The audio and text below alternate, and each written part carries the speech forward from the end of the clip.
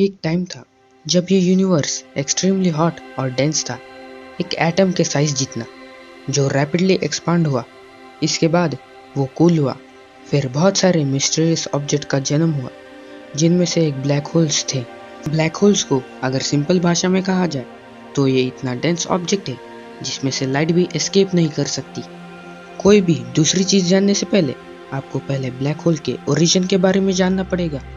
जब एक massive star की लाइफ खत्म होती है तो वो अपने अंदर कोलैप्स करना शुरू कर देता है, जिसे हम सुपरनोवा कहते हैं। और फाइनली वो अपनी ही ग्रेविटी से हार जाता है और जिस स्मॉल पॉइंट पर घटकर वो ब्लैक होल बन जाता है उसे हम सिंगुलैरिटी कहते हैं।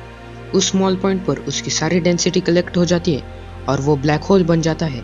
आउटर स्पेस में वैक्यूम होता है।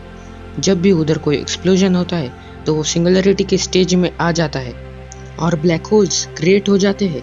ब्लैक होल की डेंसिटी जितनी ज़्यादा होगी उतनी ही उसकी ग्रेविटी भी होगी। ब्लैक होल्स को बस एक चीज़ सॉल्व कर सकती है और वो है दूसरा black hole. Event horizon black hole की ऐसी बाउंड्री होती है जिसके पार अगर लाइट चली गई तो उसे एस्केप करने का कोई चांस नहीं मिलता। मतलब लाइट को इवेंट होराइजन बाउंड्री से पहले तो एस्केप करने का चांस होता है, पर उसके आगे उसे कोई चांस नहीं मिलता। ब्लैक होल्स जिंदगी भर अपने अंदर मास गेन करते रहते हैं।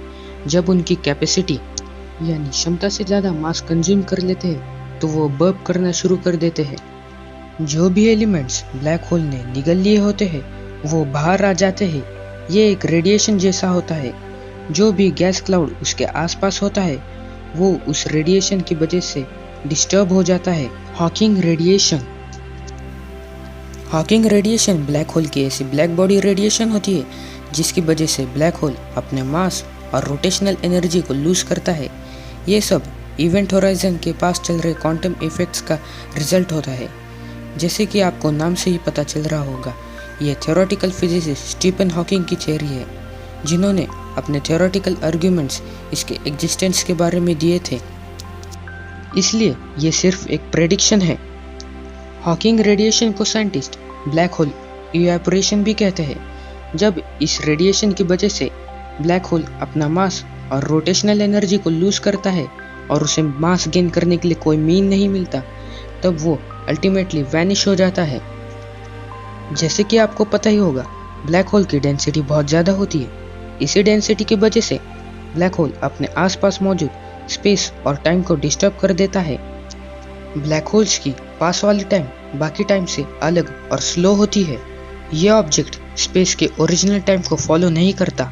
मान लो अगर आप एक स्पेसशिप में से ब्लैक होल के चक्कर लगा रहे हो एक सेफ डिस्टेंस पर, इवेंट होराइजन बाउंड्री से दूर, तो आपके लिए ओरिजिनल टाइम स्लो हो जाएगा और टाइम ट्रैवल से इम्पॉसिबल लगने वाली चीज़ आपके लिए पॉसिबल हो जाएगी। हमसे सबसे नज़दीक ब्लैक होल हज़ारों लाइट ईयर्स दूर है। सिग्नेस X1 नाम का एक ब्लैक होल है जो हमारा सबसे नियरेस्ट ब्लैक होल है, पर यह उतना बड़ा नहीं है जितना होना चाहिए था। यह ब्लैक होल हमसे 6070 लाइट ईयर्स दूर है और उसका मास सन से 15 टाइम्स ज़्यादा है। आज की इस वीडियो में बस इतना ही। लाइक और सब्सक्राइब कर दीजिए अगर वीडियो पसंद आया तो।